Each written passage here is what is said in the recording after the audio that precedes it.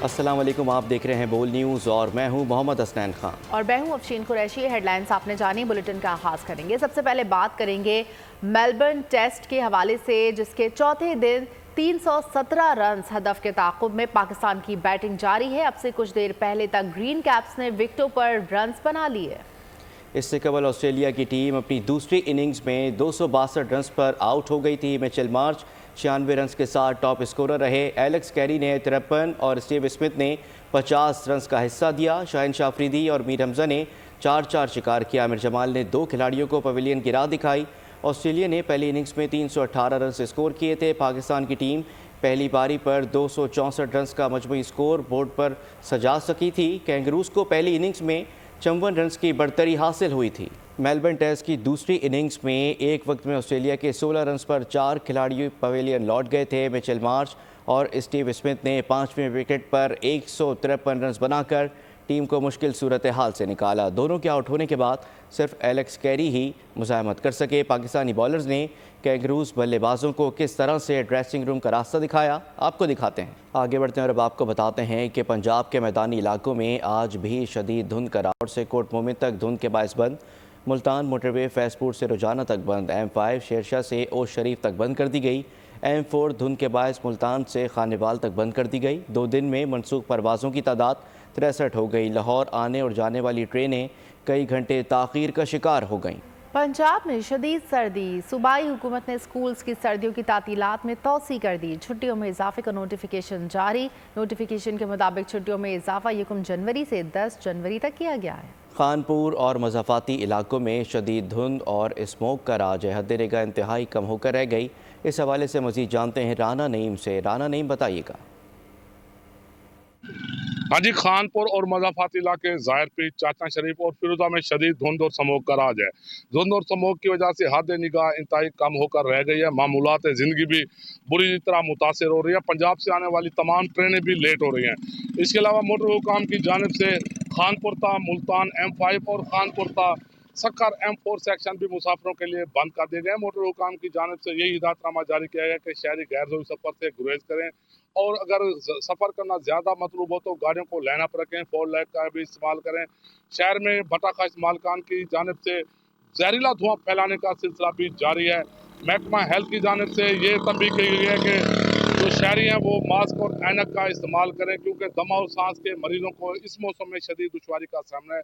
محکمہ موسمیات کی جانب سے یہ مراسلہ جاری کیا گیا ہے کہ پنجاب کے دیگر شہروں کی طرح خانپور میں بھی دھند اور سموگ کا سلسلہ کئی روز تک برقرار رہے گا۔ جی بہت شکریہ۔ اوکاڑا کی تحصیل رنالہ خورد میں حد نگاہ انتہائی کم، ٹریفک کی روانی متاثر۔ مزید تفصیلات بول نیوز کے نمائندے راؤ ندیم سے جانتے ہیں۔ جی راؤ ندیم۔ جی بالکل، قصور اور اس کے گرد و نواح کو دھند نے اپنی لپیٹ میں لے رکھا ہے۔ ہر جگہ دھند ہی دھند دکھائی دے رہی ہے، اور یہ قصور کے ارد گرد کے علاقے جس میں کوٹ رادھا کشن، رائیونڈ روڈ، للیانی اور گنڈا سنگھ کے علاقے بھی دھند کی لپیٹ میں آ چکے ہیں، اور دھند کی یہ صورتحال ہے کہ جو حد نگاہ ہے وہ 0 ہو کے رہ گئی ہے۔ اور محکمہ ٹریفک کی طرف سے یہی ہدایت جاری کی جا رہی ہے کہ گاڑیوں کے درمیان فاصلہ زیادہ سے زیادہ رکھا جائے اور فوگ لائٹ کا استعمال کیا جائے، تاکہ جانی نقصان سے اور حادثات سے بچا جا سکے۔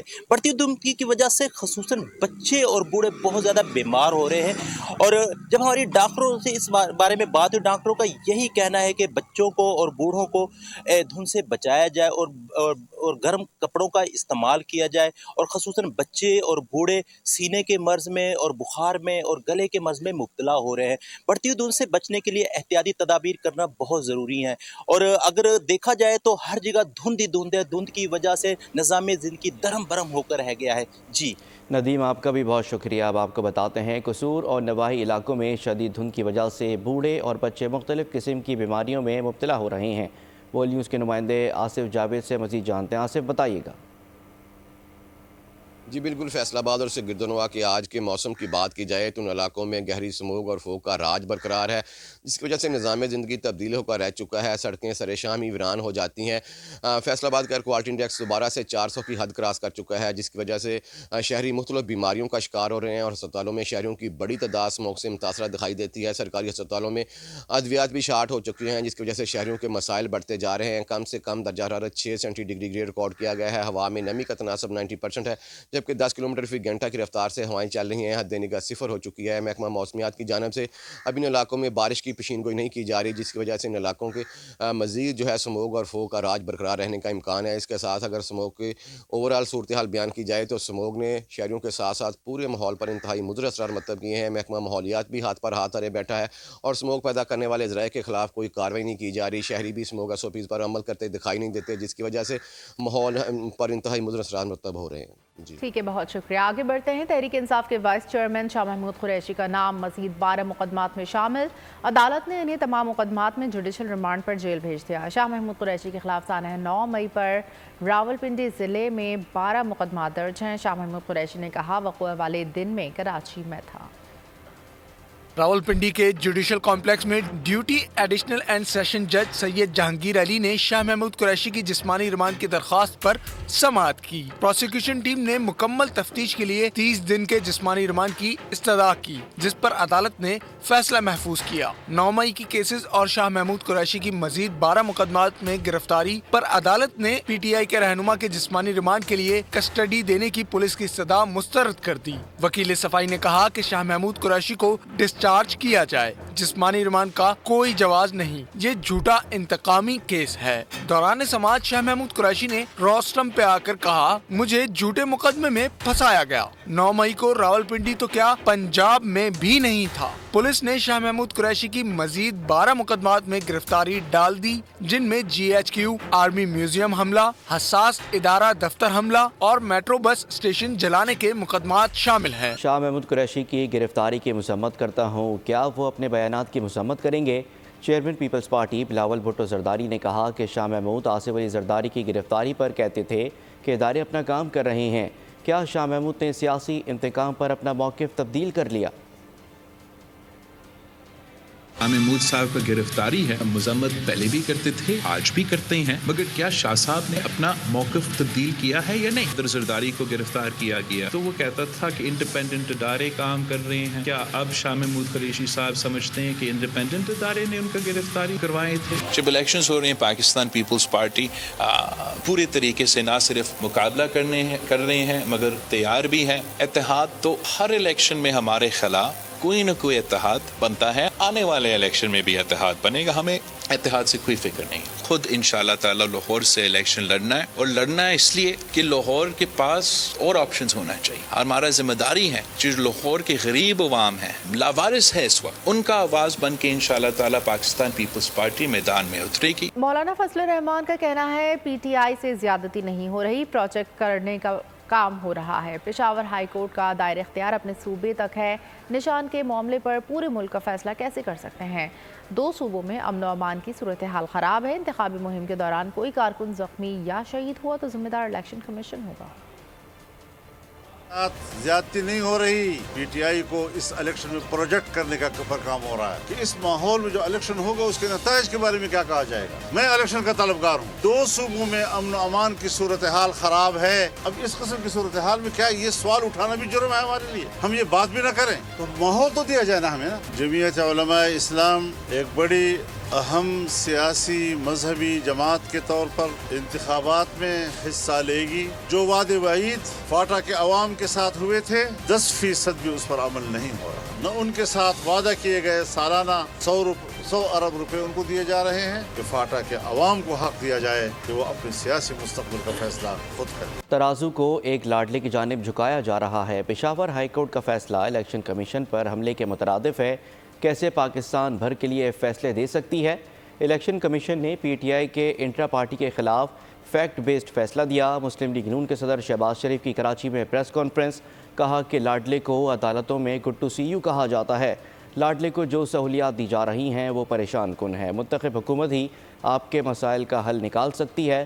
ملک کو دیوالیہ ہونے سے بچایا. ایسے فیصلوں سے جو ترازو ہے اس کو جھکایا جا رہا ہے ایک لاڈلے کی طرف.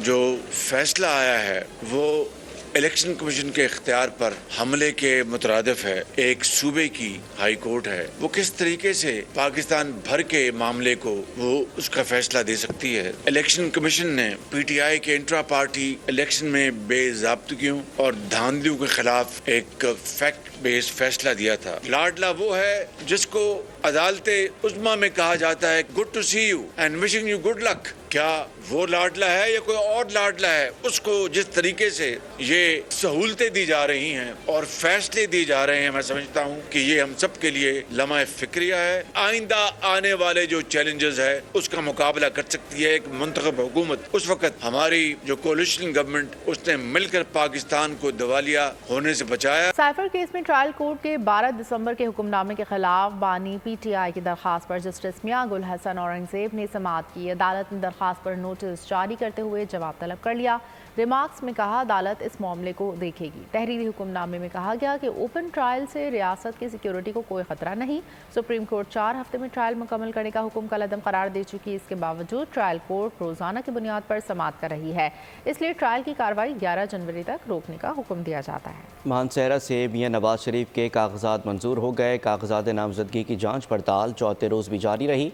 बिलावल भुट्टो के कागजात की जाँच पड़ताल, एतराज़ पर फैसला महफूज। NA 122 पर बानी PTI पर फॉर्म पर एतराज़ की समाअत भी मुकम्मल, फैसला महफूज कर लिया गया।